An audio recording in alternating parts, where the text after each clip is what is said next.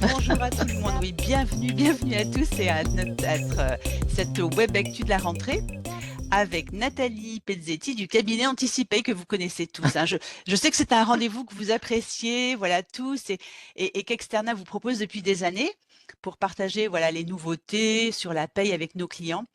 Et depuis vraiment des années, c'est important de le dire, nous avons un vrai plaisir de travailler avec Nathalie, voilà, pour son expertise, son professionnalisme, son dynamisme. Voilà, c'est important de le dire. Je Alors t'ai plus. merci Nathalie. Je t'ai plus. Non, je t'ai Bon, plus. Bon, alors Nathalie aujourd'hui va vous présenter les actualités sociales, les dernières jurisprudences. Et pour démarrer cette web actu, Nathalie, ce sera le sujet des DSN de substitution, hein, qui est une évolution majeure de la paye là sur 2026. Vous avez tous certainement, vous en avez entendu parler maintenant. Bon, voilà. Alors, nous aurons également sur ce sujet une présentation de notre éditeur Silae qui nous a préparé une vidéo pour vous expliquer les enjeux et comment Silae fiabilise la déclaration sociale de nos clients. Pour finir, je voulais ajouter voilà, que qu'Externa, même si beaucoup d'entre vous nous connaissent, qu'Externa accompagne les entreprises pour déployer leurs projets, paye, SIRH également, et nous étudions avec vous voilà, l'opportunité d'une externalisation ou d'une internalisation, donc la mise à disposition des outils. Et donc sur la partie SIRH, donc Factorial ou MySILAE. Voilà, concernant la web actu, vous pourrez poser vos questions dans le chat. Nathalie y répondra à la fin s'il reste un peu de temps. Et Nathalie, c'est à toi maintenant. eh bien, bonjour à tout le monde. Ah non, je remets pas la musique, ça c'est promis. Du temps, oui, tout le monde me connaît. Ça va être, je vais essayer de respecter le timing. Normalement, c'est 1 heure. Que de le dire, ça me fait rire. Bon, hop là, hello. Normalement, vous me voyez, moi, je me vois pas. C'est pas très grave, c'est pas le plus important. J'espère surtout que je suis dans le cadre. Tu es dans le cadre, Nathalie, tout va bien. Formidable. Bon, voilà. Alors, en effet, un sujet, enfin, il y a plusieurs sujets, bien sûr, sinon on ne serait pas dans ce métier. On a le sujet de la décenne de substitution. En jurisprudence, bizarrement, j'en ai choisi 2. Et 2 en plus du même jour. Allez, vous me voyez venir. Pour ceux qui écoutent les potins, je crois qu'il n'est pas sorti, mais il va pas tarder. Bon, en tout cas, vous avez vu passer des arrêts du 10 septembre. On en parlera. C'était incontournable. J'ai même mis la jurisprudence avant la fin. Bon.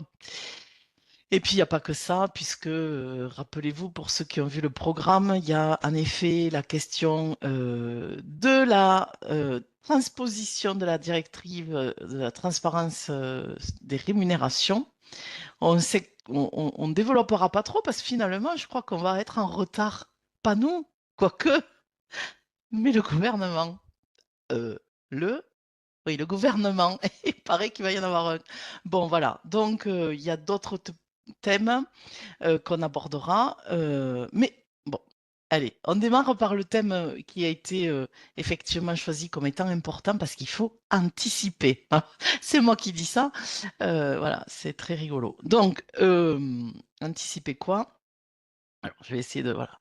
Je vais laisser, d'ailleurs, avant de laisser parler Silae, effectivement, juste je vais planter le décor pour ceux qui ne seraient pas au courant. Vous devez recevoir, sans doute, tous les mois, des CRM, soit de conformité, soit d'anomalie. Et là aussi, pour ceux qui écoutent les potins de la paye, vous avez sans doute entendu que parfois, je le sais, hein, ces CRM d'anomalie, sous le tapis. Bon, voilà, on fait comme si c'était pas vu, pas pris, parce que certaines anomalies nous paraissent peu importantes parce que non bloquantes. Bon, ben, en fait, le problème, c'est qu'en effet, ces CRM, ils nous reviennent déjà, les CRM depuis 2022. Depuis cette année, vous avez reçu des CRM de rappel pour l'année 2024 en mars 2025, sauf que, bon, ok, oui, et alors? Eh bien, c'est ce type de CRM que vous avez reçu. euh, je reviens en arrière, hein, là. Là, rien n'est écrit encore. Mais c'est les types de CRM que vous avez reçus cette année, les CRM annuels, les comptes rendus d'anomalie de l'année 2024, que l'année prochaine, vous recevrez en mars 2025, les mêmes. Euh, attendez, 2026. Enfin, cette année, vous en avez reçu, mais l'année prochaine, vous les recevrez de la même manière, hein. Je vais y arriver, hein. S'il il expliquera mieux que moi, hein, heureusement, hein. Les comptes rendus annuels et notamment d'anomalies en mars 2026, vous les recevrez et c'est eux qui, en mars 2026, vont faire l'objet, si vous ne réagissez pas, éventuellement, de la fameuse DSN de substitution. Alors, qu'est-ce que c'est?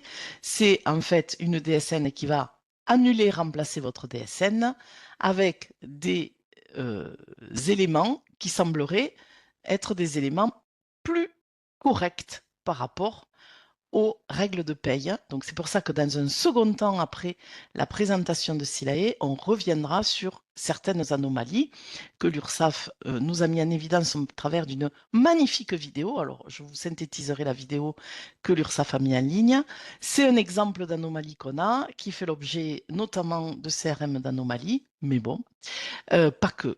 Et on va voir dans quelle mesure les anomalies en 2026 vont devoir être corrigées, lesquelles vont être importantes, lesquelles, allez, vous pourrez toujours mettre sous le tapis.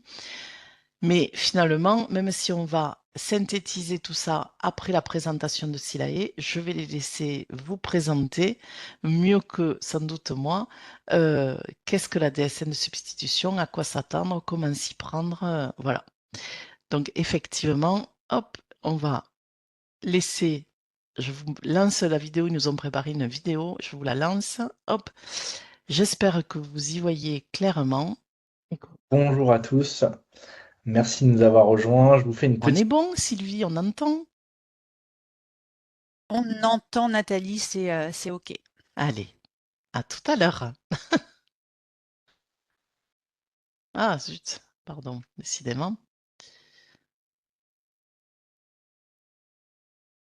Bonjour à tous, merci de nous avoir rejoints. Je vous fais une petite vidéo pour aujourd'hui vous aborder le sujet clé et l'évolution majeure de 2026 qui va être la DSN de substitution. J'ai prévu quelques petites slides pour essayer de vous expliquer tout ça de manière ultra pédagogique et simple. Rapidement, avant de démarrer, pour me présenter, je suis Loïc Caravita, je suis directeur avant-vente chez Silae et je m'occupe principalement de toute la communication sur les nouveautés produits et l'expertise qu'on peut amener notamment au travers de nos produits à nos partenaires.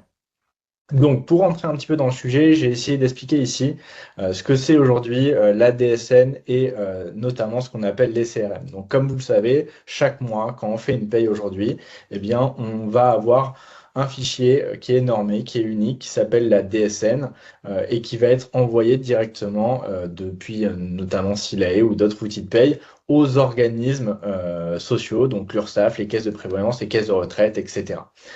En contrepartie, ces organismes, notamment la MSA et l'URSSAF, vont envoyer ce qu'on appelle des CRM, donc c'est l'acronyme de compte rendu métier, directement au travers de l'outil de paye et au gestionnaire de paye pour lui informer que justement tout est OK, tout s'est bien passé, ou au contraire qu'il y a des anomalies.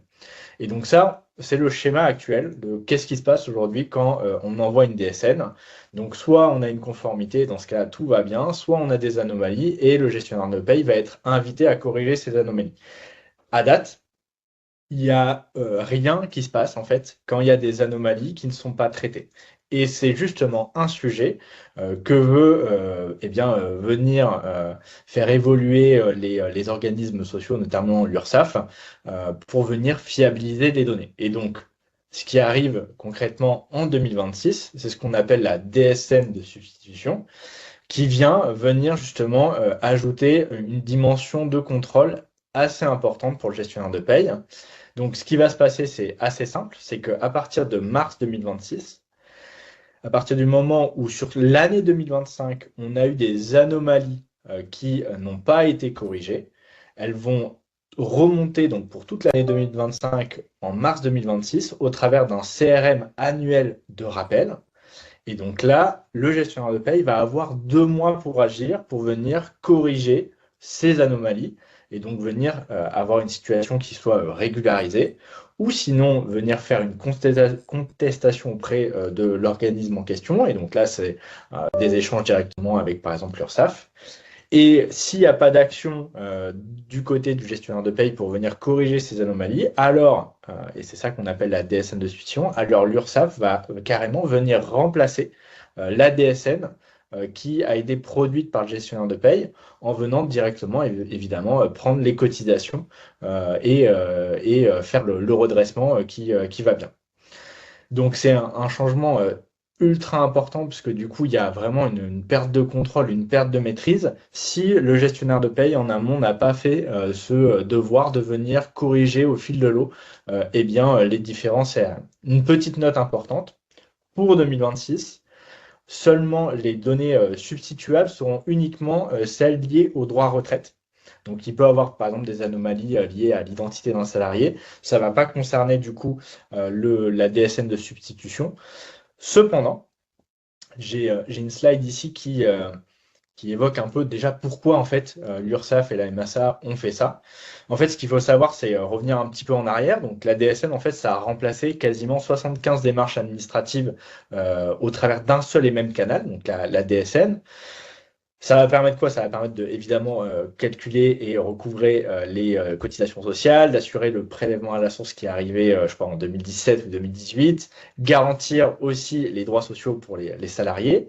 Et concrètement, on arrive à ça parce qu'on a des données qui sont fiables, en fait. Et c'est tout l'enjeu est là, c'est que on a l'URSSAF et la MSA qui veulent fiabiliser ces données. Donc, ils avaient mis en place depuis 2022 déjà les premiers CRM, donc les premiers comptes rendus métiers qui nous permettent d'avoir des anomalies afin de nous inviter à corriger. Ils voient aujourd'hui que concrètement, ces anomalies ne sont pas corrigées du tout. Et donc, du coup, il y a un petit tour de vis qui est fait en disant que maintenant, à partir du moment où les anomalies sont constatées, que vous avez eu 1 an pour les corriger, que vous ne l'avez pas fait, on vous laissera plus que 2 mois. Ah, zut, pardon. Je relance. Ah, Organisationnel aussi à prendre en pardon. compte et de les résumer de manière assez synthétique aux organismes, notamment le JPMDF ou encore l'URSSAF et la MSA, 10 nouveaux contrôles qui arrivent au niveau de la DSN. Donc, ils veulent vraiment être dans une démarche de qualité et de fiabilisation de ces données pour fiabiliser le calcul des droits retraite ou encore notamment recouvrir les cotisations sociales. Et donc, du coup, c'est important de comprendre, ok, mais ça va être quoi demain les impacts pour mon gestionnaire de paye, pour mon entreprise? Et en fait, j'ai essayé de les résumer de manière assez synthétique. La première, c'est l'aspect maîtrise, donc perte de contrôle, c'est-à-dire que si le gestionnaire de paye ne vient pas corriger ces anomalies sur des données substituables, eh bien, il va s'exposer du coup à une régularisation et à un recalcul des cotisations. Donc, il y a une vraie perte de maîtrise côté gestionnaire de paye. Il y a un aspect organisationnel aussi à prendre en compte. On n'aura que 2 mois sur une période qui n'est pas simple, de mars à mai, pour venir identifier, contester ou corriger ces anomalies. On pense au mois de mai avec ces célèbres ponts, je pense que ça va être un beau chantier. Et il ne faut pas oublier aussi que la DSN, c'est par établissement. Donc je prends le cas d'un gestionnaire de paye avec une 60aine de dossiers. Clairement, il va avoir un enjeu de bande passante aussi à ce moment-là, si en amont, on n'est pas venu traiter efficacement les anomalies au fil de l'eau. Et il y a évidemment un risque relationnel d'image, de perte de confiance entre l'équipe paye et son dirigeant, des situations qui peuvent être complexes d'un point de vue juridique. J'ai vu qu'il pouvait y avoir aussi des courriers qui partaient aux salariés à partir du moment où il y a un recalcul des cotisations sur les droits à retraite. Donc non, c'est vraiment pas d'un point de vue relationnel des choses qui vont être évidentes à gérer. Et donc du coup, ça implique une vraie évolution sur le métier de la paye, qui auparavant était concentré sur le calcul de la paye et qui maintenant s'axe en plus sur la conformité de la DSN et les traitements des CRM qui vont faire partie intégrante du cycle de paye pour venir justement s'assurer de la fiabilité des données qui sont déclarées. Donc ça, c'est les impacts. Et maintenant, comment nous, chez Sidae, on vient se positionner par rapport à ce sujet. Et donc là, j'ai essayé de résumer en 4 points clés, finalement, notre approche. Et ensuite, je vais vous dire dans le produit qu'est-ce qu'on a déjà fait et qu'est-ce qu'on prévoit. Donc nous, chez Silae, on est vraiment dans une approche qui est quand même ultra rigoureuse, plutôt intégrée et notamment beaucoup en amont avec les organismes, que ce soit l'URSSAF, la MSA ou le JPMDS. Ça, c'est clé parce que ça va nous permettre en fait de faire évoluer, d'adapter notre moteur de paye à toutes ces évolutions. Et donc, on va être capable, ça c'est le point 1, de justement faire de la détection en continu des anomalies pour faciliter ce travail de correction au fil de l'eau et de contrôle au fil de l'eau des CRM qui peuvent être remontés. On va avoir aussi un accompagnement terrain. Je sais que les DSN, c'est quasiment un métier dans le métier. Finalement, les blocs de DSN sont pas faciles à comprendre aujourd'hui. Donc, on a deux pans d'activité. On a un plan de correction, d'automatisation de la correction quand elle est possible. Et quand elle n'est pas possible, c'est un plan d'alerte et d'aide à la compréhension de la correction à apporter pour faciliter finalement le travail du gestionnaire de paye. Et donc ça rentre typiquement dans l'ADN de Silae, qui est un ADN depuis le départ sur la conformité de la paye, avec, comme vous le savez, toutes les semaines, des mises à jour qui nous permettent d'assurer une veille légale et conventionnelle sur plus de 950 conventions collectives aujourd'hui. Et donc l'idée, c'est évidemment d'avoir la même approche sur ces données déclarées auprès des différents organismes. Et comme vous le voyez en bas, l'idée, c'est évidemment corriger une erreur, c'est bien, mais ce qui est important, c'est venir fiabiliser, donc ne pas laisser apparaître ces erreurs, parce que du coup, on est sur cet enjeu de conformité DSN dès maintenant, puisque c'est les données 2025 qui sont concernées. Pour revenir un peu sur l'aspect produit et finir sur ça, donc concrètement, aujourd'hui, la roadmap produit est déjà avancée et on a déjà en fait des choses qui sont ultra sensibles pour les gestionnaires de paye, puisqu'on travaille déjà sur cette fiabilité des données déclarées et notamment sur un enjeu clé qui est de baisser le nombre d'anomalies, de CRM remontées en anomalies, pardon. Et donc aujourd'hui, vous le voyez, on a déjà deux chiffres clés. On a une baisse de 67% des anomalies sur le CRM 21 grâce à notre assistant de correction sur les identités.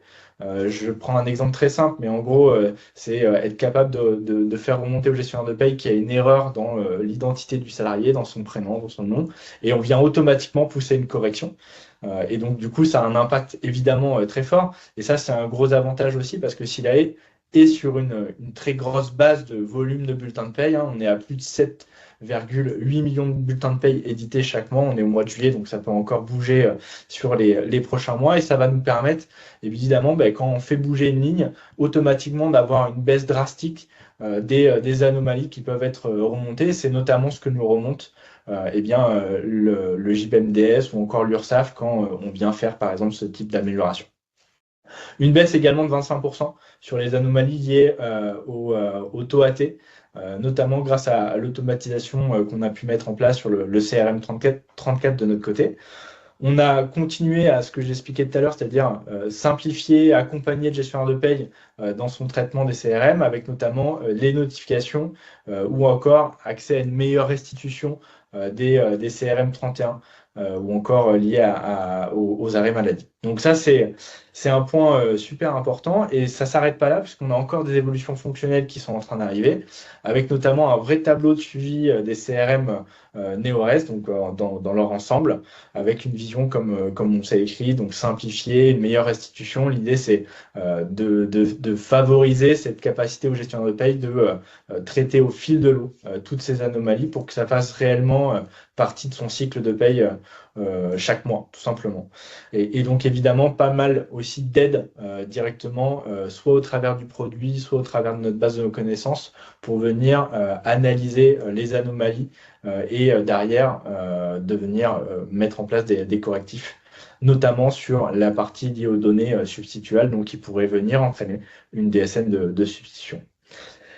Voilà pour cette partie-là. J'ai fini avec la présentation. J'espère que je n'ai pas été trop long et je vous dis merci à tous et à très bientôt. Au revoir.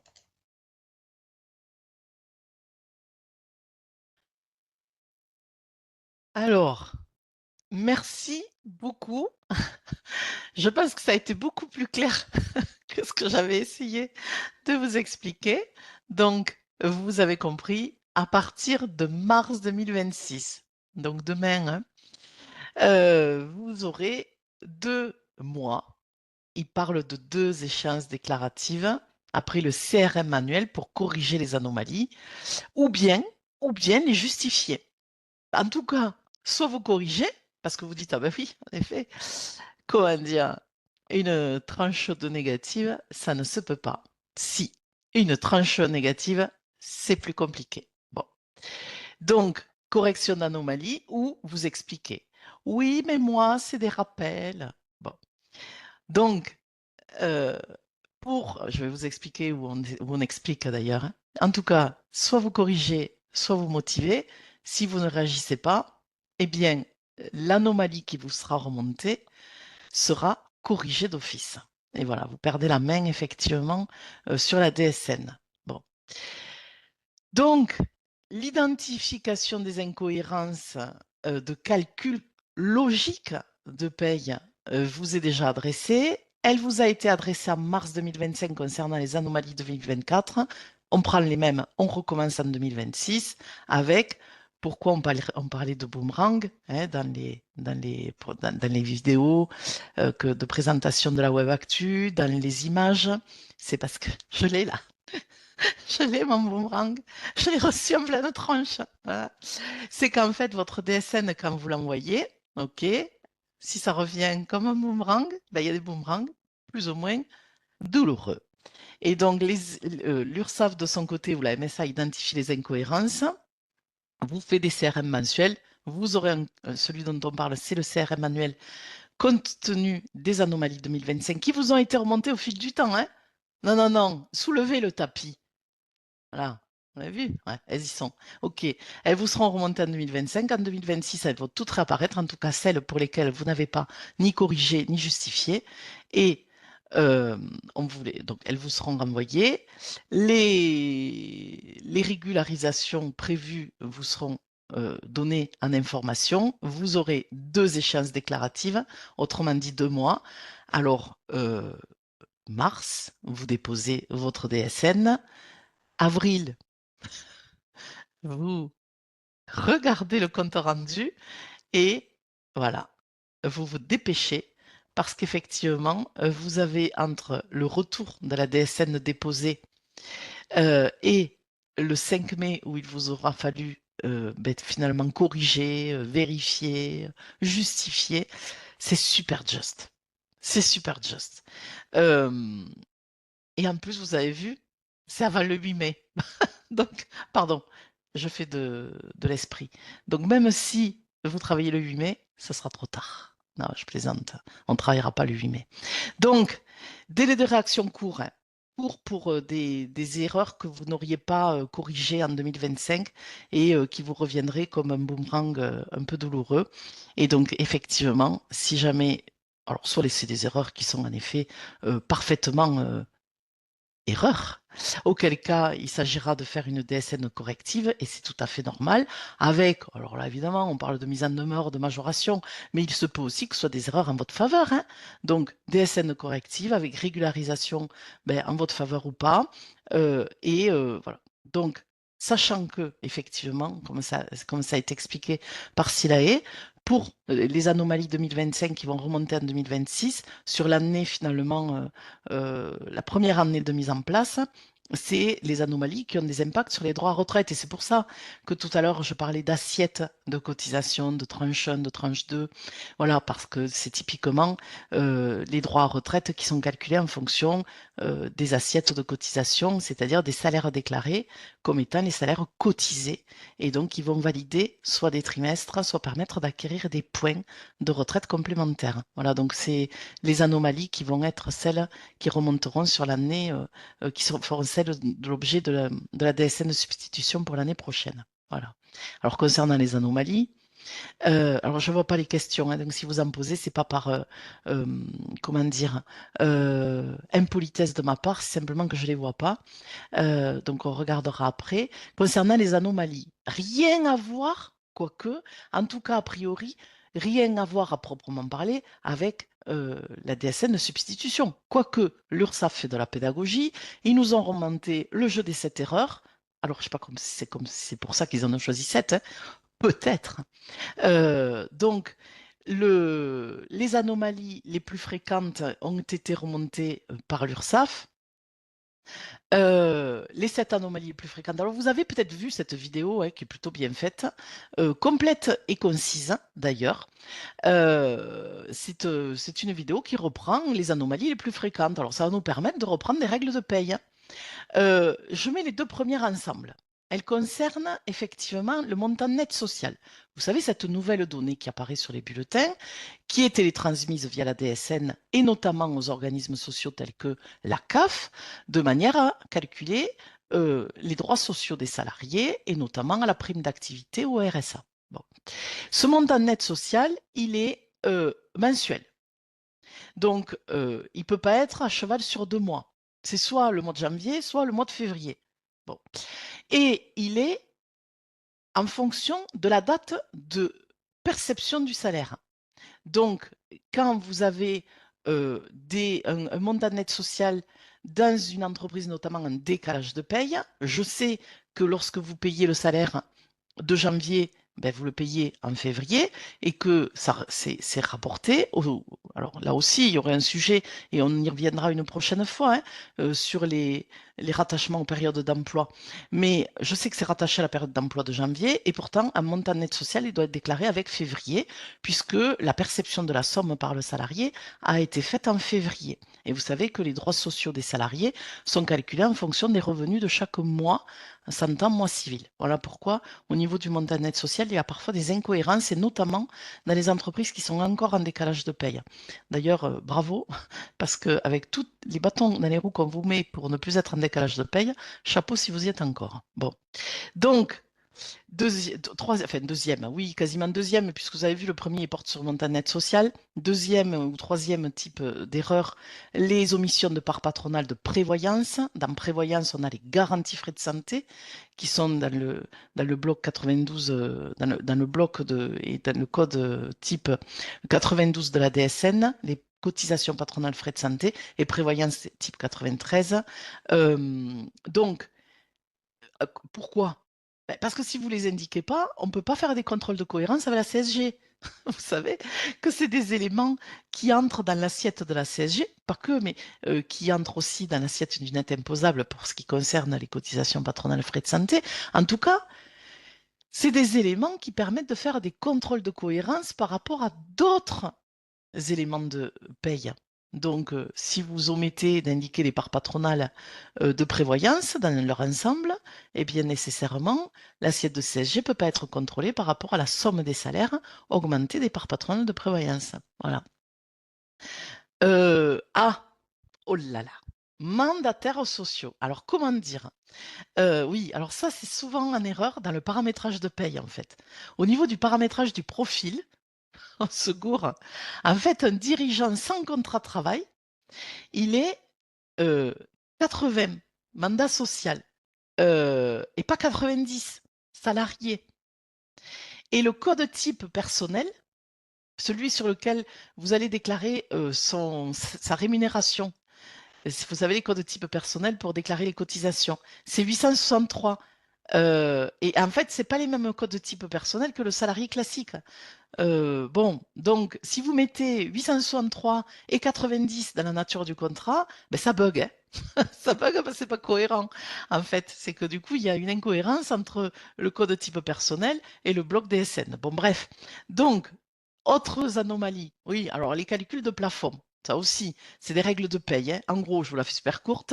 Tu es là, tu es payé ou indemnisé, tu as un jour calendaire de présence.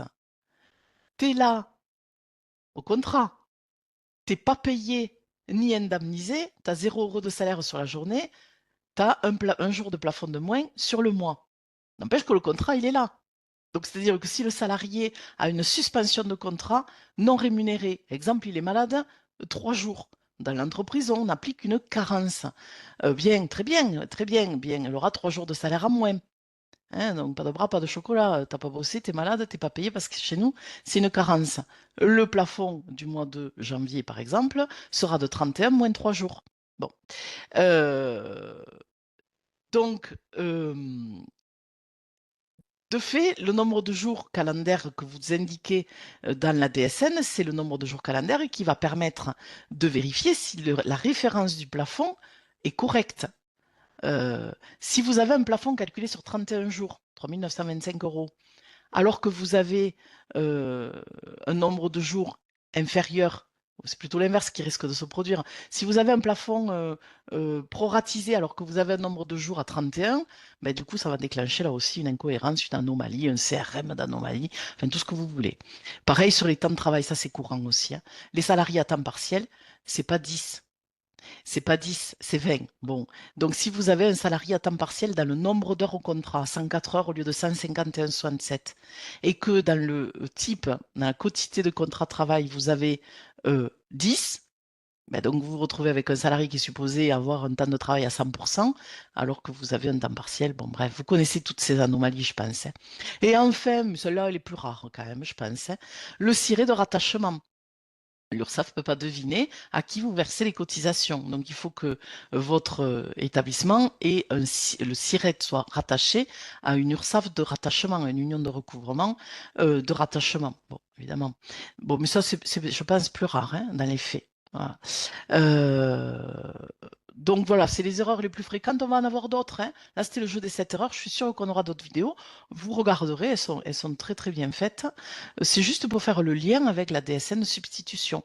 Donc déjà, si ça cafouille, ça veut dire que c'est typiquement des types d'anomalies qui risquent, en tout cas pour le temps de travail, le nombre de jours calendaires et donc le plafond, des anomalies qui risquent d'impacter les droits à retraite. En effet. Voilà. Et donc, je vous rappelle en bas de nouveau l'histoire de la DSN de substitution, que les anomalies non corrigées. Voilà. Alors, je crois que j'ai vu passer une question sur. Enfin, je crois que j'ai vu passer une question. On les regardera à la fin. Parce qu'à des moments, j'ai des pop-up qui apparaissent avec vos questions. On les regardera à la fin. Je ne sais pas, Sylvie, si tu voulais ajouter quelque chose sur la TSN, non? Rien de particulier? Non, rien de particulier. En tout cas, c'est un sujet sur lequel nous travaillons activement avec les équipes magnifiques, Boomerang, Nathalie. Nous travaillons avec les équipes production pour accompagner nos clients sur ce sujet, bien entendu. Donc, échauffez-vous à lancer vos boomerangs sur l'année 2025. Parce que tous les boomerangs que vous aurez reçus et que vous aurez vérifiés en 2025 sont autant de boomerangs qui vous feront moins mal en mars 2026. Hein, toutes les erreurs que vous aurez corrigées ou justifiées sont autant d'erreurs qui ne vont pas remonter en mars 2026. C'est pour ça qu'on en parle en octobre, hein, comme on sait que vous ennuyez. On se dit, tiens, si comme ça les occupe sur le dernier trimestre de l'année, ça peut être sympa quand même. Voilà. On ne sait jamais. Donc, alors, oh non, parce qu'en 2026, il y a d'autres chantiers. Ben, sinon, c'est pas marrant en fait, hein. Donc, on a un décret qui est paru juste avant la chute ben, du gouvernement et plus particulièrement du Premier ministre. Donc, le jeudi qui a précédé, ben, je sais plus, c'était jeudi en 2 semaines hein, à peu près, un nouveau décret qui est paru sur le prochain, alors on s'y attendait, hein, le prochain paramétrage de la réduction générale de cotisation patronale, le paramétrage d'une nouvelle réduction en 2026. Alors, on s'y attendait. Donc, évidemment, nous, on a vite de créer une nouvelle calculatrice avec une touche qui est orange et qui est une touche de puissance 1,75. Oui. Alors, comment dire? Attendez, je reviens. Ça, là, t'oublies. Enfin, ça peut toujours servir. Mais vous allez piquer toutes les calculatrices Casio de vos enfants, pour ceux qui en ont, et vous les emparez si vous voulez arriver à calculer à la mano. Ben, sinon, c'est le logiciel qui va le calculer. Vos magnifiques fichiers Excel voilà, que vous pouvez créer avec la puissance 75, puisque bon, effectivement, la nouvelle formule, là, voilà, vous l'avez en bleu. Alors, le P, là, avec le petit accent circonflexe, c'est puissance, hein, donc c'est pour ça que je l'ai indiqué façon Excel, parlons le Excel. Donc, la nouvelle formule, je ne vais évidemment pas rentrer dans les détails très techniques, mais juste retirer l'essentiel de ce qu'il faut en comprendre de cette formule, parce qu'on peut se dire, mais qu'est-ce qu'elle a? Alors, elle a pété un plomb, elle est en train de nous faire des formules de physique. En fait, c'est pas pire que la formule de la réduction générale qu'on connaît aujourd'hui. Enfin, c'est pas pire. Si, sauf à ce que nos machines à calculer là n'ont pas la puissance. Bon, ça c'est embêtant. Voilà. Bon. Sinon, c'est la même logique. Alors, je ne devrais pas le dire, je vais me faire gronder parce que, soi-disant, ça change tout. En fait, ça ne change pas grand-chose. Pardon. Donc, je reprends. Je reprends le contexte pour que vous compreniez. Je crois que je l'ai dû le noter. Non, je ne l'ai pas noté. Bon, bien sûr, donc du coup, je vais vous l'expliquer. Je reviens ici. Aujourd'hui, vous avez une réduction générale de cotisation que tout le monde connaît, tout le monde, parfois certains appellent la réduction Fillon. Bon, bref, d'autres appellent ça la RGCP. Formidable. Bon. Cette réduction générale de cotisation patronale, elle joue jusqu'à 1,6 fois le SMIC. Donc, lorsque vous avez des salariés qui ont un salaire inférieur à 1,6 fois le SMIC, vous avez une réduction de cotisation patronale qui est dégressive au fur et à mesure que le salaire augmente, jusqu'à être égal à 0 lorsque le salaire atteint 1,6 fois le SMIC. Bon, prends 5 minutes pour nous dire ça, il y a des années qu'on le sait. Yes. Deuxièmement, vous avez aujourd'hui une autre réduction de cotisation qu'on aurait plutôt tendance à appeler une majoration de cotisation lorsque le salaire n'atteint pas, et donc c'est pour ça que c'est une réduction de cotisation, lorsque le salaire n'atteint pas 2,3, alors attendez, parce qu'ils me l'ont changé en cours d'année, j'ai fini par perdre le fil. C'était 2,5, je crois que c'est passé à 2,25. Bon bref, je m'y perds. J'arrive par finir par m'y perdre. Hein. En tout cas, on va faire la formule 2025 début d'année, hein, parce que voilà, lorsque votre salaire n'atteint pas 2,5 fois le SMIC, vous avez une deuxième réduction de cotisation qui porte sur la cotisation d'assurance maladie payée par l'employeur et qui fait que vous payez 7% au lieu de 13. Oui, c'est ça. Bon, donc 2,5 fois le SMIC. Et enfin, donc ce qui veut dire, alors pardon, parce que ça c'est important de le comprendre, ce qui veut dire qu'aujourd'hui, lorsque vous avez un salarié qui est en dessous de 1,6 SMIC, vous avez la première, vous avez la deuxième réduction, et vous en avez une troisième pour les salariés dont le salaire n'excède pas, début d'année 2025 en tout cas, 3,5 SMIC qui est passé à 3,3. Bon bref, donc vous retrouvez pour des salariés dont la rémunération est inférieure à 1,6 avec un allègement qui touche l'intégralité des cotisations, y compris donc la maladie, la famille, mais aussi la vieillesse du régime général, le FNAL, le taux AT dans une moindre mesure, bref. Ensuite, lorsque votre salarié atteint un seuil de début d'année 2025, en tout cas 2,5 SMIC, ben vous avez une hausse mécanique et immédiate des cotisations d'un taux qui fait que ben, vous passez de 7 à 13%. Donc, du coup, vous prenez quand même une sacrée augmentation pour la simple et bonne raison que votre salarié, il y a 5 minutes, il était en dessous de 2,5 SMIC, et puis tout à coup, il est en dessus de 2,5 SMIC. Bref, et donc cette courbe, alors je vais essayer de le faire avec ma main, alors sachant que je ne me vois pas, mais vous comprenez, ça fait une courbe descendante d'allègement au fur et à mesure que votre salaire augmente, et ça, c'est jusqu'à 1,6 SMIC. Et puis ensuite, tout à coup, vous avez une augmentation, enfin, on va faire comme ça, votre réduction de cotisation augmente, enfin, je ne sais pas comment l'expliquer, vous avez des à-coups comme ça, pour que vous compreniez la nouvelle formule, c'est ça l'intérêt. Vous avez des à-coups à 2,5 SMIC, vous avez d'un coup une hausse d'un coup d'un seul, parce que vous avez franchi un seuil, une hausse importante de cotisation parce que vous n'avez plus la réduction. C'est soit je l'ai plus. Soit je paie 13, soit je paie 6 ou 7. Bon, j'arrive plus je m'embrouille. Pareil pour les allocations familiales. Mon salarié a 3,5 fois le SMIC. Je paie 3,45 de cotisation jusqu'à 3,5 fois le SMIC. Et puis tout à coup d'un seul, je paie 1,8 points de plus parce qu'il a franchi le seuil à 1 euro près. Donc je m'énerve, pardon, je m'emballe.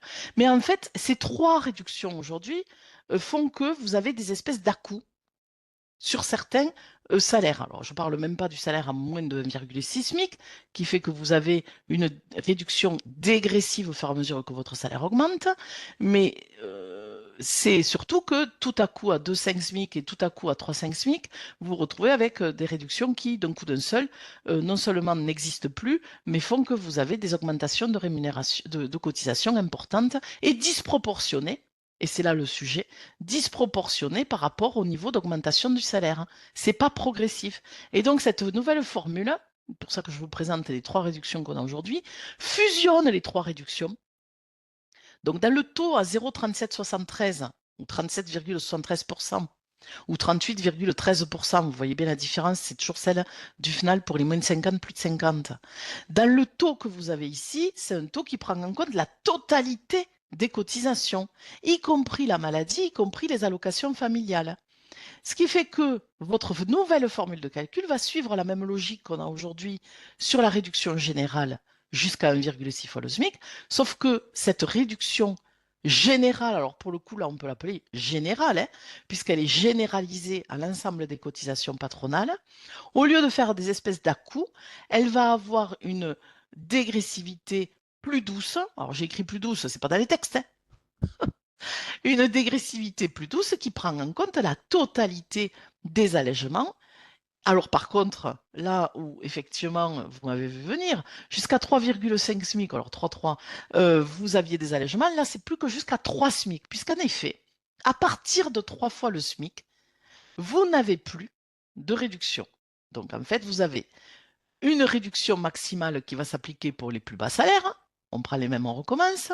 L'absence de réduction de cotisation non plus à 1,6, 2,5, 3,5, blabla, 3 SMIC, all inclusive pour l'ensemble des cotises.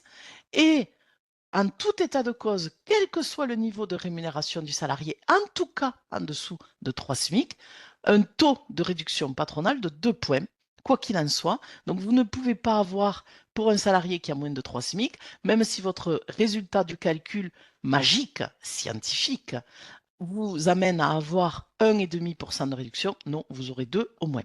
Donc j'ai fait des calculs, enfin, j'ai la revue fiduciaire, etc. Tous les commentateurs ont fait leurs calculs.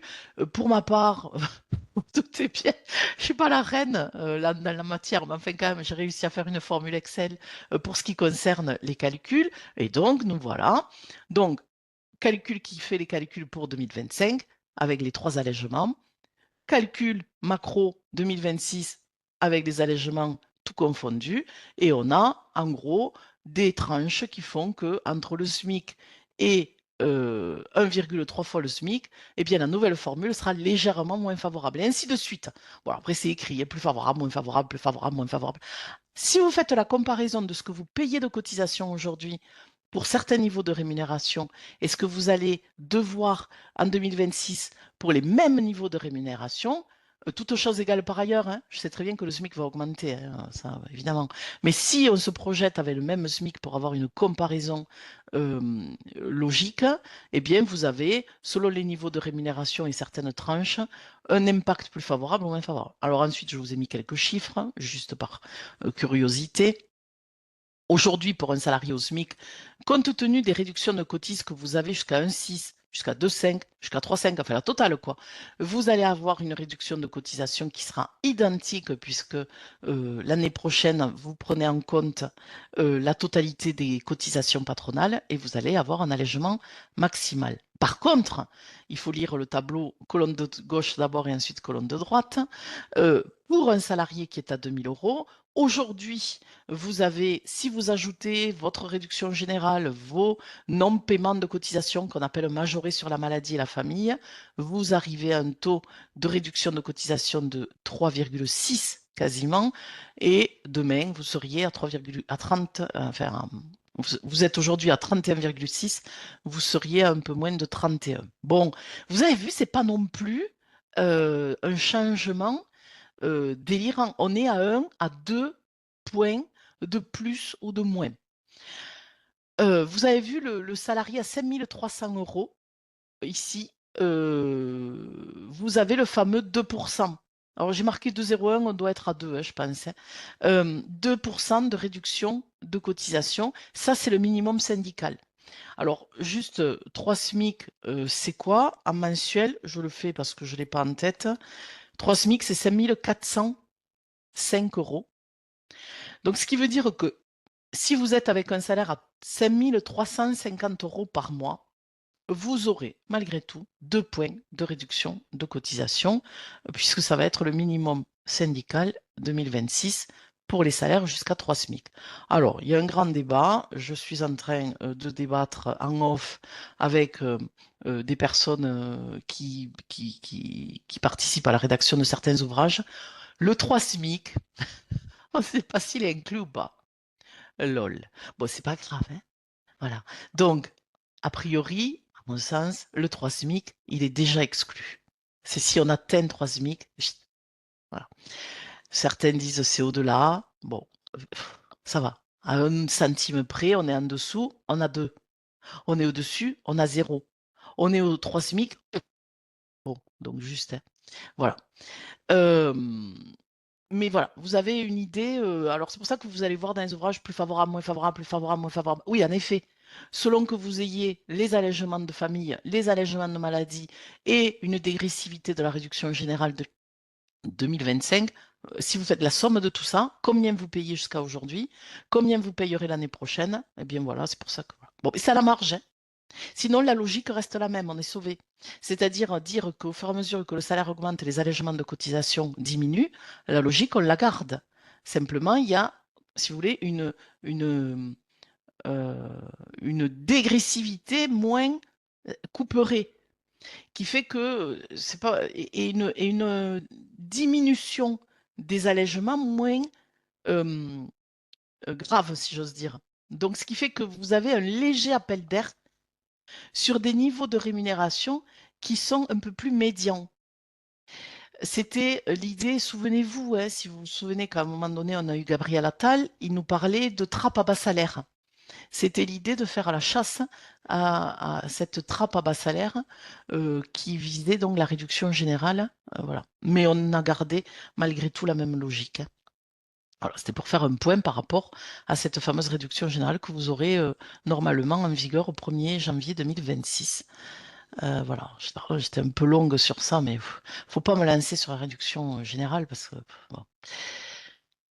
Alors, j'ai mis la jurisprudence là parce que franchement, alors, je pense que je vais pas vous la refaire, hein. Vous l'avez lu en long, en large, en travers. Même si vous avez allumé la télé, eh bien, vous en avez entendu parler. Voilà. On est encore sur l'impact du droit européen dans la jurisprudence de la Cour de cassation. Qu'est-ce qui s'est passé? Qu'est-ce qui s'est passé? Bon. Pour ceux qui seraient dans une grotte, nous avons eu le 10 septembre et nous les attendions. En tout cas, nous en attendions un, c'est celui-ci, l'arrêt 23-22.732.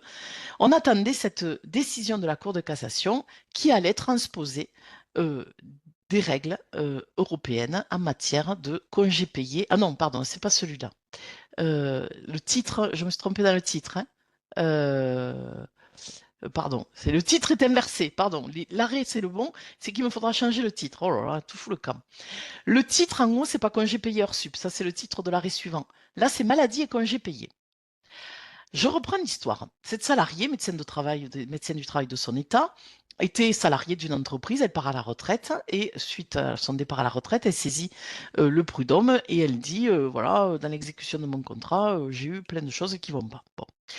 Bon, elle a gain de cause sur certains aspects, mais cependant, l'employeur dit attends, les indemnités que j'ai payées, t'es gentille, mais moi, je vais te demander de bien vouloir me rembourser une partie.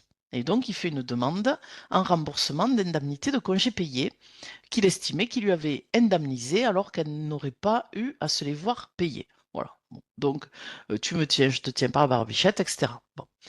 Qu'est-ce qui s'est passé? La cour d'appel donne finalement raison à l'employeur, mais dans le nombre de jours qu'elle demande à la salariée de rembourser, elle enlève certains jours qui n'auraient pas dû lui être pris, finalement, parce qu'elle était à ce moment-là en arrêt maladie. Je ne sais pas si c'est clair, mais enfin voilà. Donc, elle déduit du décompte des jours de congés payés qu'on lui avait décomptés, en tout cas, voilà, des jours qu'on lui avait décomptés en congés payés, alors que finalement, pendant ce temps-là, elle était en maladie, pas dans les congés, et que à ce titre-là, eh ben, elle aurait dû être en maladie. Donc ces jours de congé, on les lui a, elle va pas les rembourser. On les lui a payés, voilà. Bon. L'employeur dit, mais attendez, pas du tout. L'autre, elle était en congé. Pendant ce temps-là, elle est tombée malade. C'est pas mon problème. Moi, elle était en congé. Donc, vous vous souvenez de cette histoire, hein. Le premier motif, c'est quoi? Je pars en congé le vendredi soir. Au revoir tout le monde. Je pars en congé. Le samedi matin, il m'arrive un truc. Ah, je suis pas encore en congé. Donc, s'il m'arrive un truc et que je tombe malade, aujourd'hui, ou en tout cas jusqu'au 9 septembre, on avait le droit de penser, sauf disposition conventionnelle ou usage d'entreprise différent, on avait tout à fait le droit de penser que le salarié était en maladie. Hein, s'il tombait malade avant les congés ne démarrant, on va le voir que le lundi dans mon exemple, ben, les congés démarrant que le lundi, le salarié qui tombe malade avant ses congés va être en maladie. Par contre, si son arrêt maladie date du lundi, du mardi, etc., alors même que la période de congé a déjà démarré, eh bien, dans le droit français jusqu'à présent, on considérait que le premier motif prime. Si les congés ont commencé, ils sont décomptés, même si le salarié, pendant ce temps-là, était en arrêt maladie. Ce qui a mené parfois d'ailleurs les salariés à percevoir des indemnités journalières de la part de la sécurité sociale et à être indemnisés en congés payés de la part de l'employeur.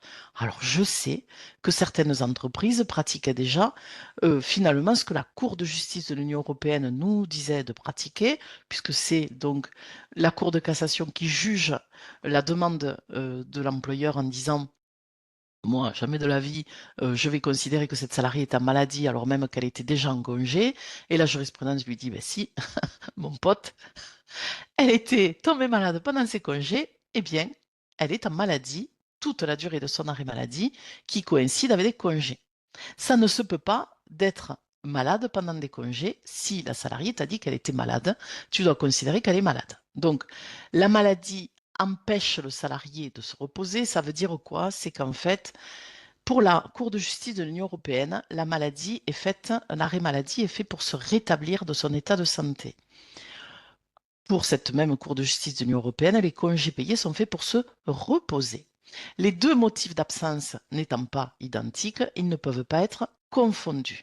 On a toujours eu cette posture de la Cour de justice de l'Union européenne, et c'est donc cette posture-là et cette euh, approche-là que la Cour de cassation nous dit d'avoir. Donc, en gros, vous avez un salarié qui est malade avant son départ en congé, il va être malade. Vous avez, je crois que il faut pas de, pardon, dans ma parenthèse, à condition que le salarié est notifié, je suis pas sûre qu'il y ait un T, mais enfin, peut-être que si. Bon, et vous avez un salarié qui donc est en congé et qui tombe malade pendant ses congés. Chut. Changement de motif d'absence à compter de la date de démarrage de l'arrêt maladie, à condition qu'il vous ait justifié de son arrêt maladie. Et donc à ce moment-là, le salarié est en maladie toute la durée de son arrêt et les droits à congé sont conservés dans les compteurs de congé. Alors souvent vous voyez écrit, et c'est pas faux, hein, les droits à congé sont reportés.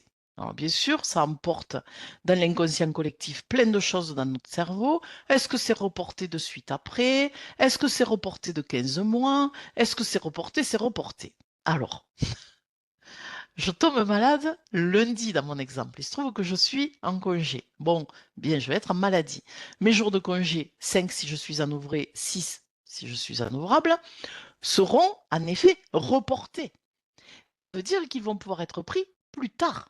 Ça ne veut pas nécessairement dire que le salarié va décider que finalement il était en congé une semaine et bien que la semaine prochaine il ne reviendra pas parce que finalement ses congés sont reportés immédiatement après son arrêt maladie. Pas du tout. C'est encore, jusqu'à preuve du contraire, l'employeur qui décide des dates de congé. Et en effet, les congés ne vont pas être déduits du compteur de congé du salarié, mais ce n'est pas pour autant qu'il y a un report immédiat à la date de la fin de l'arrêt maladie des congés qui n'ont pas pu être pris et en tout cas conservés par le salarié du fait de la non-confusion des motifs d'absence. Deuxièmement, est-ce que ces congés, parce qu'on a eu là aussi une note de la direction, une note du ministère du Travail en ligne qui prend acte immédiatement de la décision de la Cour de cassation et qui nous dit ces congés vont être reportés de 15 mois. Comment dire? Alors, pardon, les fameux 15 mois de report des congés, oui, à condition que lorsque le salarié revienne de la maladie, vous ayez un intérêt à lui justifier que il y a un report de ces congés de 15 mois parce que la maladie l'a empêché de prendre les congés sur la période normale de prise. Exemple, je tombe malade lundi prochain. Je suis en septembre 2025. Ma période de prise de congé court depuis le 1er mai 2024 jusqu'au 30 avril, depuis le 1er mai 2025 jusqu'au 30 avril 2026. Oui, je ne me suis pas trompée. La période de prise et d'acquisition, c'est pas pareil. Bon. Donc, je veux dire que mes congés, je peux les prendre jusqu'au 30 avril 2026. Ces 5 jours là, ouvrés ou 6 jours ouvrables, pas parce que j'ai été malade là la semaine prochaine de septembre qu'il va y avoir nécessairement un report de 15 mois de mes jours de congé, parce que mon employeur va m'indiquer dans le courrier qu'ils sont reportés de 15 mois. Certainement pas.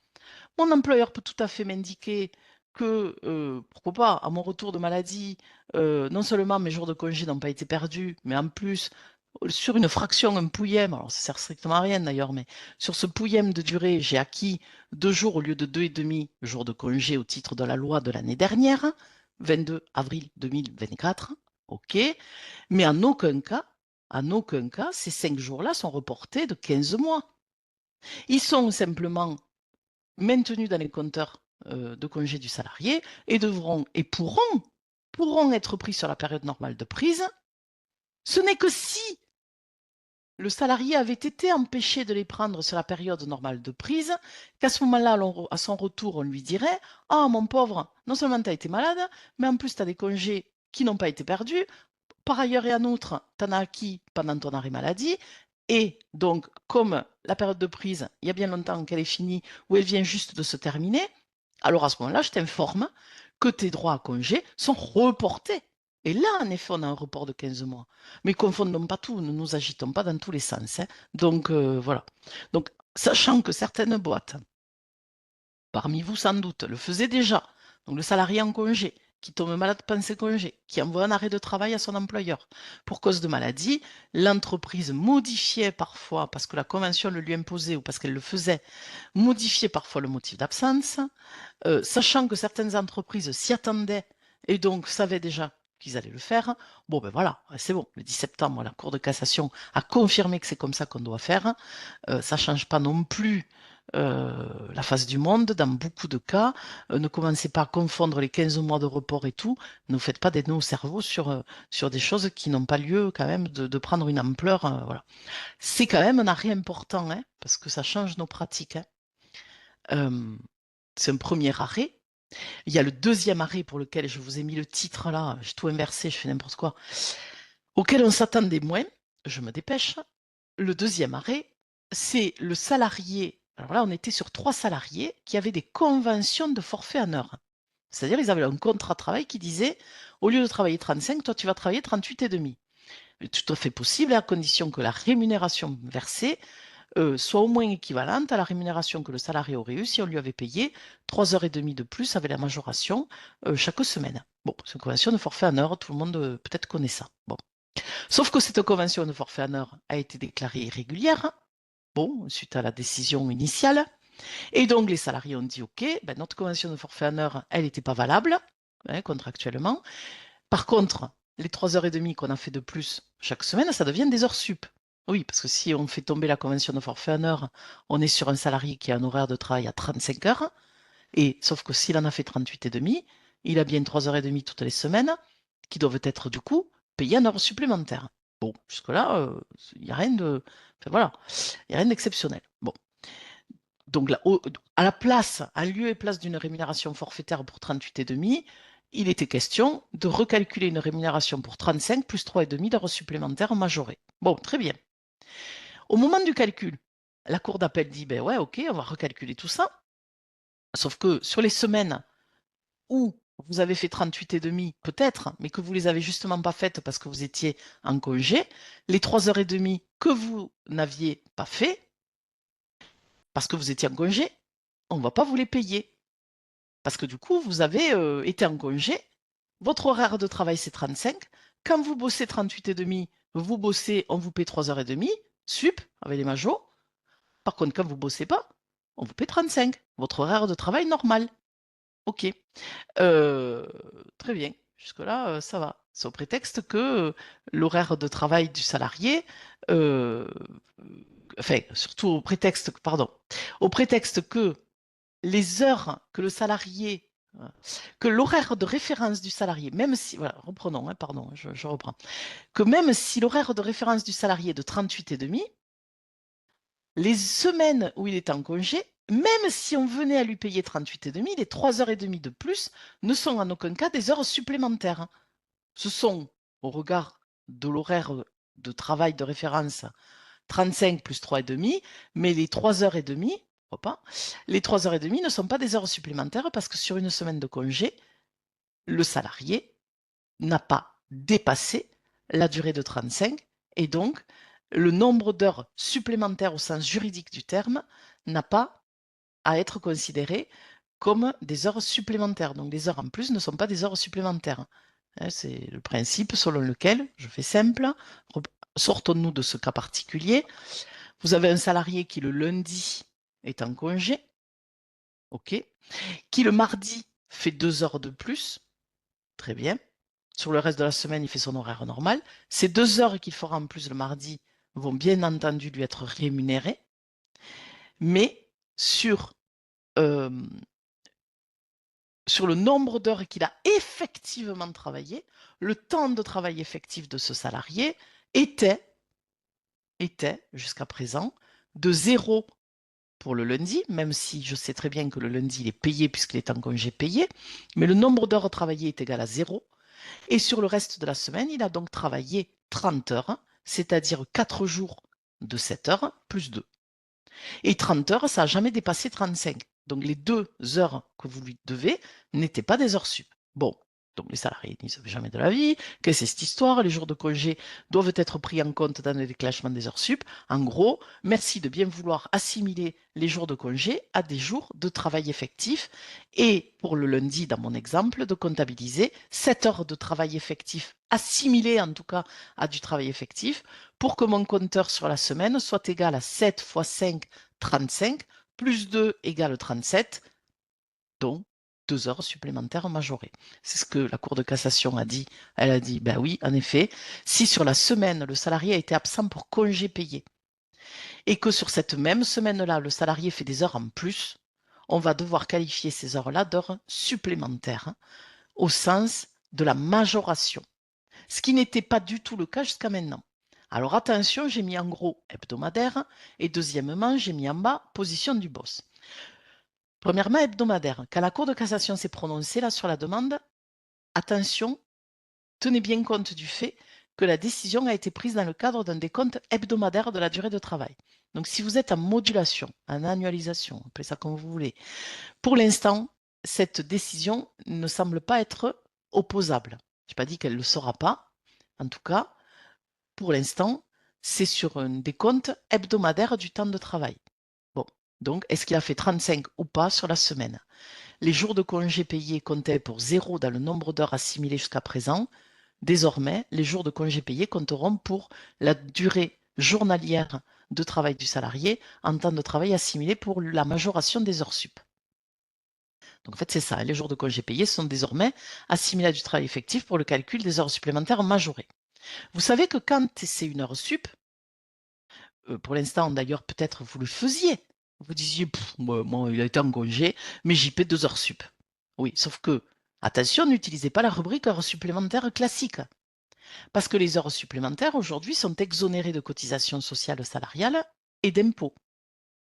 Et si vous utilisez une ligne de majoration, une ligne d'heures supplémentaires classique majorée, ok, vous allez sans doute peut-être aussi déclencher des exonérations auxquelles vous n'aviez pas droit. Pourquoi? Parce que aujourd'hui, en tout cas jusqu'au 9 septembre, les heures supplémentaires faites sur une semaine où le salarié n'avait pas dépassé 35 heures de travail effectif n'étaient pas à proprement parler juridiquement des vraies heures supplémentaires. C'était des heures qui auraient dû être payées sans la majoration. Si vous majoriez déjà parce que vous aviez l'intention de les majorer ou parce que la convention collective assimilait les jours de congé à du temps de travail effectif, les exonérations n'étaient pas nécessairement applicables. Et c'est ainsi que je précise qu'aujourd'hui, j'ai regardé encore ce matin, le bulletin officiel de la sécurité sociale ne s'est pas emparé de la décision du 10 septembre pour s'empresser de dire, OK, nous aussi, on reconnaît les jours de congés payés comme étant des jours d'absence assimilés à du travail effectif pour la majoration des heures supplémentaires et par voie de conséquence pour la qualification juridique d'heures supplémentaires exonérées. Donc, c'est une cour de cassation. Vous savez que bien souvent, le bulletin officiel, et on l'a vu sur les complémentaires santé, s'aligne sur la position de la Cour de cassation dans sa doctrine. Pour autant, bon, il y a peu de chances que ce ne soit pas le cas. Simplement, aujourd'hui, vous pouvez assez tranquillement utiliser une rubrique d'heures supplémentaires exonérées. Sachez malgré tout que pour l'instant, on n'a pas de position officielle du bulletin officiel de la sécurité sociale. Voilà. Donc, voilà pour les deux arrêts qu'on a eus. Alors, pardon, les titres sont inversés, hein. Maladie pendant les congés, le droit au report est consacré, c'est la précédente diapo.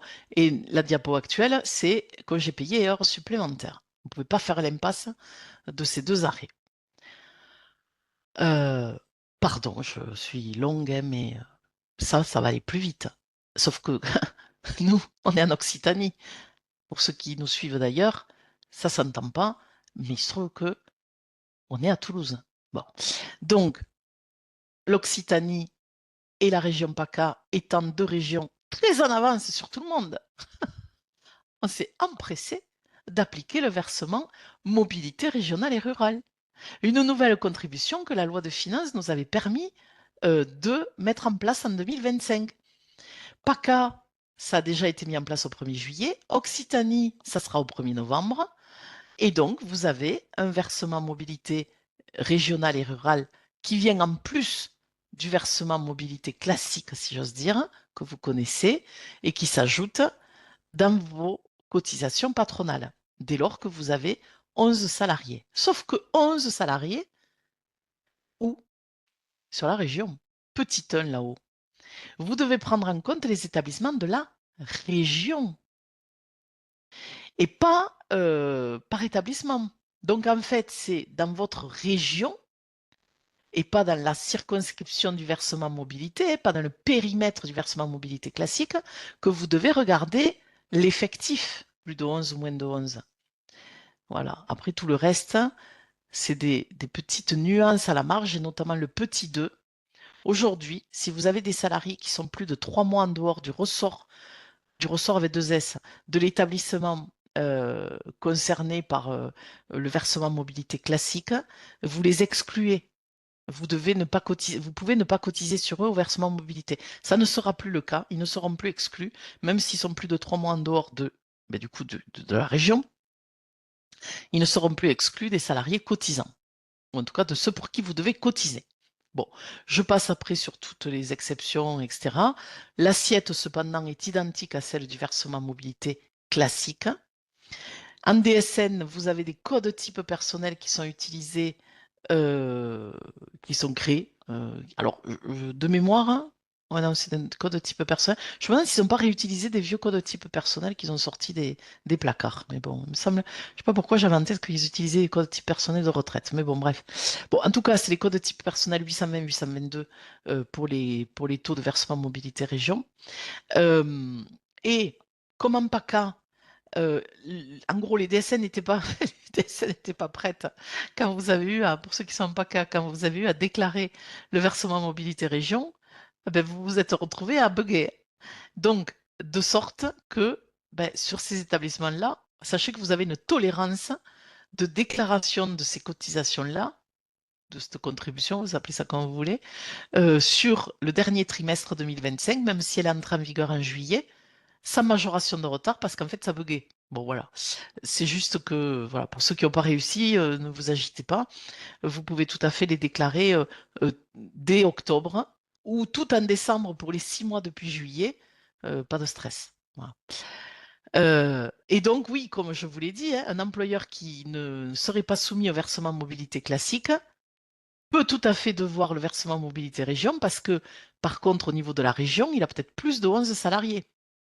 Au niveau des circos qui concernent le versement mobilité, peut-être pas, mais au niveau de la région, puisque vous allez additionner plusieurs établissements concernés par non concernés par des versements mobilité, votre réseau de transport en commun, hein, ben là, par contre, au niveau de la région, il est probable que vous ayez plus de 11. 7 et 5, ça fait 7 et 5. Mais ça fait 12 si c'est dans la même région. Pardon, je ne devrais pas rire. Donc, effectivement, attention juste à cette nuance-là au niveau de la région. Pour l'instant, vous êtes peinard, hein, c'est Occitanie et PACA. Vous avez une liste sur le site de l'URSSAF des communautés, on va dire, dans la région qui appellent cette contribution-là. Certaines ne sont pas concernées. Hein, donc, en gros, en Occitanie, vous avez certaines villes qui sont souvent regroupées, vous savez, voilà. Certaines agglomérations qui n'appellent pas la contribution. Mais bon, en gros, ça touche quand même la plupart des coins de la région, hein.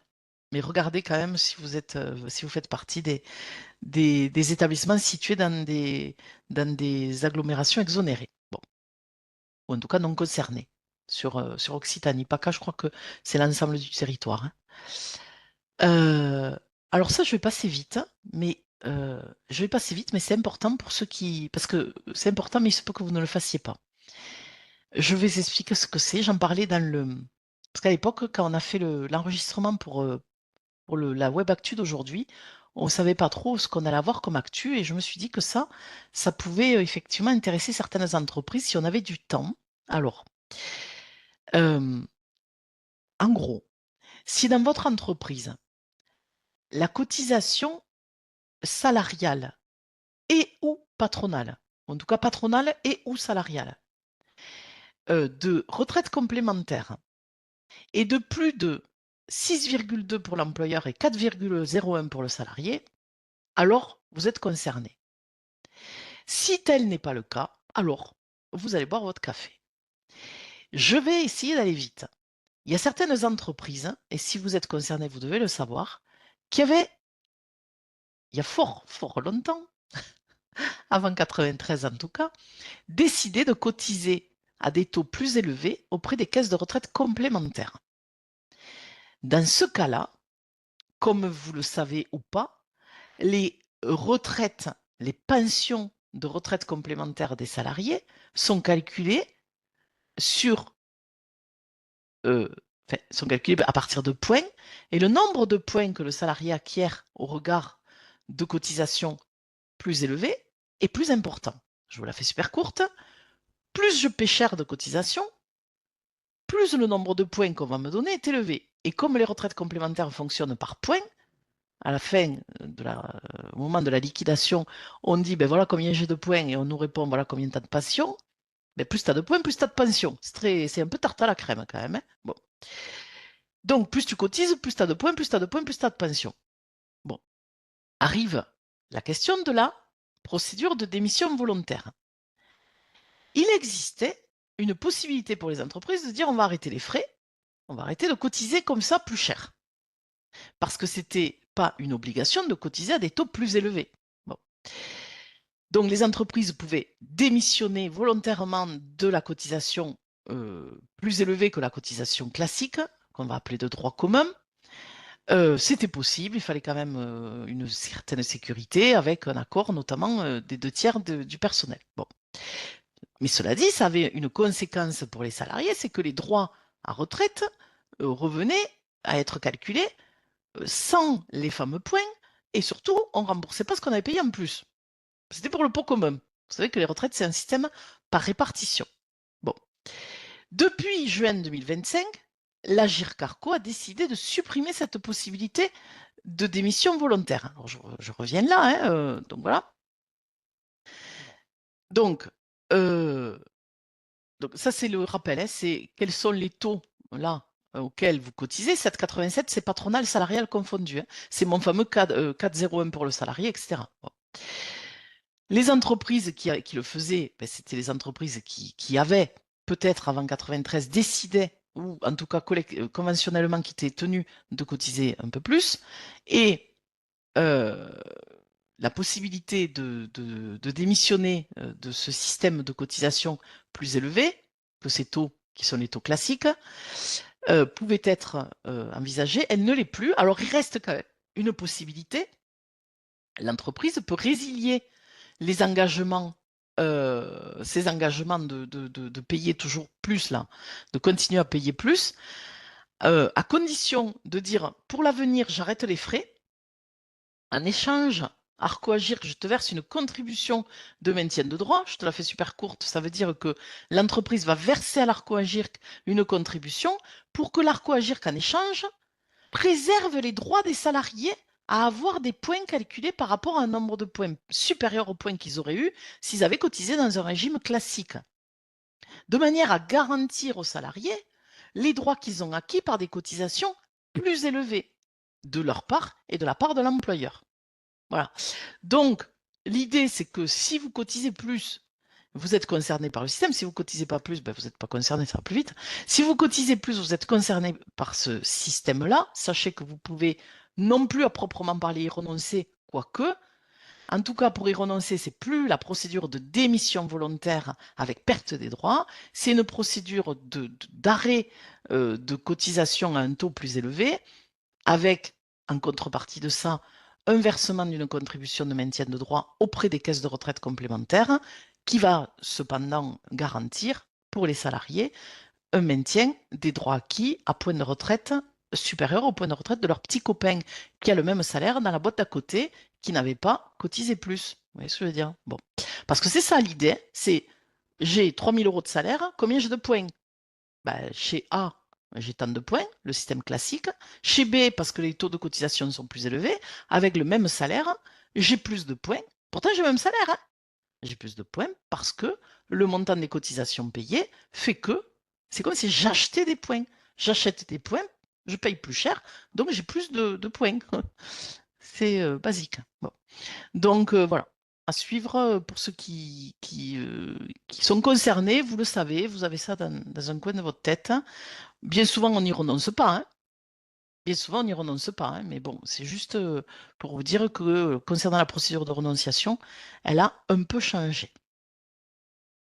Et ça, je vais aller assez vite parce qu'on n'est pas à proprement parler de, pour l'instant, pas concerné, parce qu'on devait avoir un projet en septembre. Nous sommes le...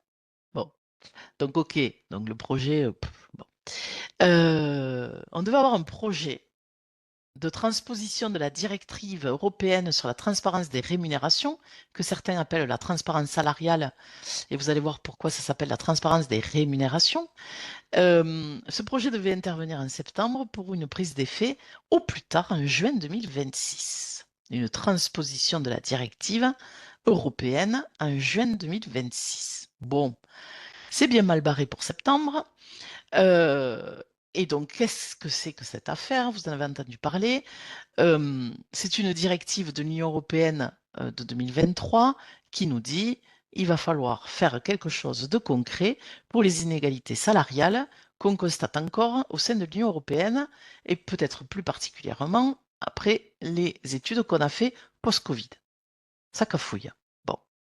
Et donc, le pourquoi, il est là, les évaluations de la Commission européenne, c'est pas top, et il dit, ben, puisque c'est ça, on va demander aux États membres de mettre en place des choses, et la France doit mettre en place des choses avant juin 2026. Bon.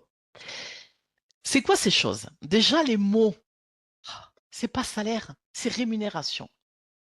C'est pas travail égal, salaire égal, c'est travail de même valeur et catégorie de travailleurs. Alors, vous pourrez lire, regarder, analyser. Le plus important déjà, c'est rémunération. Au sens du droit européen, la rémunération, c'est pas le salaire. C'est pas le minimum conventionnel, par exemple. C'est tout. C'est tout. Mais quand je dis tout, c'est tout. C'est le salaire, c'est les primes. On va dire, ouais, bon, super, elle enfonce des portes ouvertes. C'est tout. C'est la voiture, c'est la protection sociale, c'est les avantages autres. Brut, net, on s'en fout. C'est pour ça que nous, en paye, on est assez mal à l'aise parce que nous, du salaire, c'est du brut. Oui, mais pour l'Europe, c'est tout ce que l'employeur file aux salariés. Et quand il s'agit d'un élément de rémunération globale, vous savez, le fameux bilan social individuel, Le truc dans lequel on fait des camemberts avec des couleurs en disant regarde de salaire ce que je te file, regarde de protection sociale ce que je te donne, regarde d'intéressement ce que tu as, regarde d'épargne salariale. Bon, bref, je ne vais pas tout vous le faire. Eh bien, c'est ça, la rémunération. Et c'est cette rémunération-là qui doit être équitable. Entre qui? Entre les catégories de travailleurs pour un travail de même valeur. Et dans le travail de même valeur, la classification, c'est pas t'as un bac plus 5. Parce que justement, je touche là où ça fait mal, le diplôme, chut, balba truc au niveau de l'Europe. Oui, pour ceux qui ne connaissent pas, c'est une référence à Barba Papa. En fait, le diplôme n'est pas indiqué dans ce qu'on va prendre en compte comme critère objectif et non sexiste. Puisqu'en fait, le sujet, il est là. Donc, je ne vais pas vous faire des tonnes sur la transparence des rémunérations. Il y a des gens particulièrement plus compétents que moi. Et je voudrais citer ici Sandrine Dorbe, qui est exceptionnelle sur le sujet.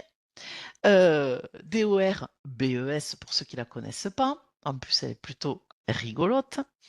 C'est son cheval de bataille, c'est sa spécialité, et il y a des gens très, très compétents. Il n'y a pas qu'elle, il y en a plein d'autres, mais en tout cas, voilà. Simplement, juste, ne pensez pas salaire et grille de salaire telles qu'on les connaît parfois dans certaines conventions collectives. Alors, je ne parle pas de la nouvelle grille que nous a fait la métallurgie, qui a l'air d'être un peu plus, quand même, en phase avec, vous voyez, un peu le niveau du truc, hein, être plus en phase avec ce qu'on va attendre d'une classification qui va permettre d'avoir effectivement des critères objectifs, non sexistes, etc., et dans lequel on va mettre de fait la rémunération, et pas uniquement le salaire, et encore moins le salaire de base. Et donc, à partir de là, on va dire, OK, un tel qui est classé comme ça par rapport à des critères objectifs, alors, dans quelle catégorie de travailleurs se trouve-t-il? Que fait-il comme taf? Hein, donc la responsabilité, les conditions de travail, etc., les compétences, mais pas nécessairement le diplôme. Alors, je n'ai pas dit qu'on ne pouvait pas le mettre, mais vous allez voir, dans la transposition, on ne l'aura pas. Bon, voilà où il est, et voilà quelle est sa rémunération. Et vous notez que je ne dis pas son salaire. Et en fonction de ça, on va dire, donc lui, il est là, l'autre, il est là, là, et voilà la rémunération de la catégorie de travailleurs qui fait tel job. Et voilà. Et cette rémunération, j'arrive à la suite, elle doit être indiquée, sinon dans l'offre d'emploi, au moins au moment de l'entretien avec le candidat, la rémunération à proprement parler, ou une fourchette, mais très précise. En tout cas, pas entre 30 et 90 000 euros. Vous voyez, enfin, je fais exprès, je fais un peu de provoque. Mais vous devriez indiquer, sinon dans l'offre, au moins au moment de l'entretien, lorsque le salarié a encore la possibilité de négocier de façon éclairée, eh bien, la rémunération dans sa catégorie, compte tenu du poste de travail. Et là-dedans, cette rémunération inclut tout. Et c'est pour ça que la directive nous dit aussi qu'il faut mentionner aux salariés, enfin aux candidats, pardon, toutes les dispositions conventionnelles qui pourraient être pertinentes au regard de ce qu'on appelle la rémunération. Par contre, vous n'avez pas le droit de lui dire quelles sont vos prétentions? Alors, je ne sais pas moi, 40. Mais combien vous avez aujourd'hui? Ça, c'est interdit. Vous êtes enceinte? Ça, c'est interdit. En fait, vous voyez, enfin, tout ça, il y a des trucs qui sont interdits. Bon. Eh bien, vous êtes enceinte, vous voulez combien d'enfants? Ben, c'est interdit. Et bien, demain, quel est votre salaire actuel? Interdit. Donc, je pense que tout ça, vous en avez entendu parler. L'idée, c'est de fixer la rémunération par rapport au poste et pas par rapport au salarié. Cependant, on n'est pas débile, on sait très bien que parfois, il y a des tensions sur certains postes et qu'en effet, il arrivera que vous ayez des différences objectives ou en tout cas justifiées de rémunération pour une même catégorie de travailleurs ou de postes. Et donc, je vais ensuite, ici, là, j'ai sauté des diapos, je vais revenir en arrière. Dans ce qui va pouvoir parfois être comme un critère objectif pour justifier des différences de rémunération, vous pouvez parfaitement dire à tel moment, tel salarié a eu une différence de rémunération parce que pénurie de candidats, parce que un tel travaille à Paris, l'autre, je veux vexer personne, donc ailleurs. Voilà, enfin bon, bref, donc voilà. Même si je sais que dans certains coins de France, on ne vit pas dans des grottes, hein, on a aussi des charges. Oui. Bon, mais bon, Peut-être pas les mêmes. Donc, du coup, il y a des différences de rémunération entre lieux d'établissement de travail. C'est objectif, c'est considéré comme objectif à partir du moment où ça l'est. T'es blonde, t'es brun, ça marche pas. T'es une femme, t'es un mec, ça marche pas non plus. Vous voyez ce que je veux dire? Bon. Sauf si, en effet, un tel. Bon. Vous le savez mieux que moi, hein. Vous le savez mieux que quiconque. Donc, vous allez avoir effectivement, dès le recrutement, une obligation de transparence.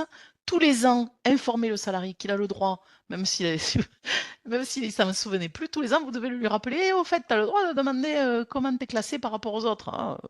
Bon, voilà, donc l'information chaque année des salariés sur le droit à connaître le niveau de rémunération dans la catégorie à laquelle ils appartiennent. Et pour faire ça, vous devez nécessairement, vous, avoir des classements. Donc la directive nous donne des indicateurs qui vont devoir être pris en compte. Alors pour ceux qui font déjà l'index égalité homme-femme, ça ressemble un peu, hein. C'est un peu plus large, il y a un peu plus d'infos, mais ça ressemble. Sachant que les 6 premiers critères, on nous a décrété qu'on les trouvait dans la DSN. Donc c'est un peu pour ça qu'on en parlait, parce que nous, on est un peu avec notre logiciel de paye, et on va être normalement sollicité pour extraire les 6 premiers critères. Le dernier ne pouvant pas être extrait par des informations sans retraitement, par des informations simples d'extraction de la DSN. Bon. Et donc, l'idée, c'est que d'ores et déjà, vous devriez vous y être mis, hein, entre une DSN de substitution et 2000 bulletins de salaire, vous devriez revoir la structuration des emplois. Alors, c'est pas votre job. Si dans l'entreprise, vous avez des personnes qui font des fiches de poste, des standard job profile, plein de mots comme ça qu'à la paye, on utilise mais qu'on ne pratique peut-être pas nécessairement, revoir la structuration des emplois et donc la classification, vérifier du côté de votre convention collective si ce n'est pas déjà super bien fait aussi, hein. Regardez pour chaque classification, voilà. Mais anticipez peut-être un peu de vous demander, tiens, où on en est, ou quels sont les moyens qu'on a aujourd'hui de requête pour que le moment venu, quand ça va nous tomber sur le coin du nez, alors juin 2026, peut-être pas, hein, du coup on sera à l'arrache, hein, mais quand ça va nous tomber dessus, est-ce qu'on sera prêt? Voilà. Et donc c'est juste pour vous prévenir. C'est un peu comme ça. On est prévenu. Ça fait moins mal. Voilà. C'est un peu comme. L'idée, c'était ça. Pas de faire une thèse sur la transparence des rémunérations, sachant qu'il y a pas mal de choses déjà particulièrement bien faites au niveau qu'on a d'infos, parce qu'on n'a pas encore le texte franco-français qui transpose. Et quand on voit les surprises qu'on a pu avoir lors de la transposition de la dernière directive européenne en avril 2024, il est peut-être urgent d'attendre sur la précision de ce qu'on peut déjà travailler. Mais bon, déjà se demander où on en est, vaguement quand même. Ceux qui ont les index, pas de stress, hein, vous êtes déjà prêts, hein. Il n'y aura pas non plus des changements de fou, hein. Voilà, en tout cas, vraiment, merci beaucoup à tous. Encore Merci. une fois. Oui, merci Nathalie aussi. Merci à tous pour votre écoute et à bientôt. Merci bien. Au revoir. Au revoir à tout le monde.